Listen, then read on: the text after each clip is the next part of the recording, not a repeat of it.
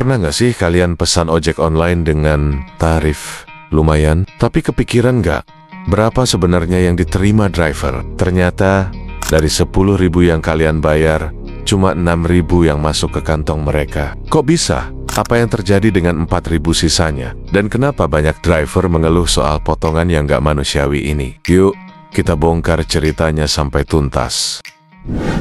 Cerita yang lagi ramai diperbincangkan, Ketua Umum Garda Indonesia, Igun Wicaksono, membeberkan fakta pahit yang dialami para driver ojek online. Kalau konsumen bayar 10.000 untuk satu kali perjalanan, driver cuma dapat 6.000, sisa 4.000-nya itu langsung dipotong oleh aplikasi. Dan ternyata, potongan itu bisa mencapai 30 hingga 40%. Padahal, menurut aturan keputusan Menteri Perhubungan Kemenhub nomor KP 1001 tahun 2022, potongan maksimal itu cuma 20%. Jadi, apa aplikator melanggar aturan? Yang bikin makin miris, biaya operasional driver itu gede banget loh. Bisa sampai 50% dari tarif yang diterima. Jadi, kalau mereka cuma dapat 6.000, setengahnya udah habis buat bensin atau kebutuhan lain. Belum lagi kalau harus bayar cicilan motor atau servis kendaraan. Nggak heran banyak driver yang bilang mereka nombok tiap kali narik penumpang. Igun juga menyoroti risiko besar yang dihadapi driver. Karena penghasilan minim, mereka seringkali nggak bisa merawat kendaraan dengan baik. Akibatnya, resiko kecelakaan di jalan meningkat. Jadi, potongan besar ini bukan cuma soal uang, tapi berdampak juga soal keselamatan.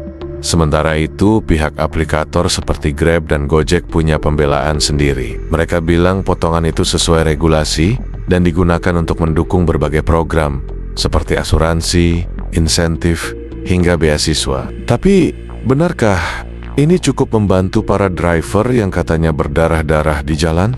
Yang bikin kecewa, Kementerian Perhubungan Kemenhub ternyata nggak punya kuasa penuh buat menindak aplikator. Kebijakan ini katanya ada di bawah Kementerian Komunikasi Digital. Jadi, Kemenhub hanya bisa memberikan rekomendasi. Ini bikin banyak pihak bertanya-tanya. Kalau ada aturan, kenapa nggak ditegakkan?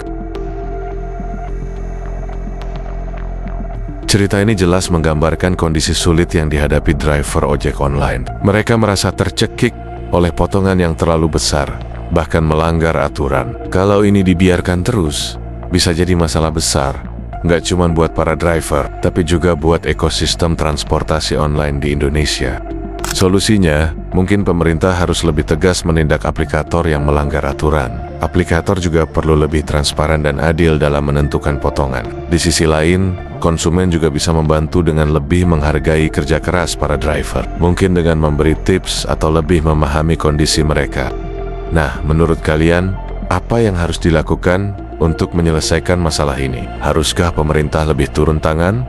Atau aplikator yang harus introspeksi? Yuk, tulis pendapat kalian di kolom komentar. Jangan lupa share video ini biar makin banyak yang tahu soal isu ini.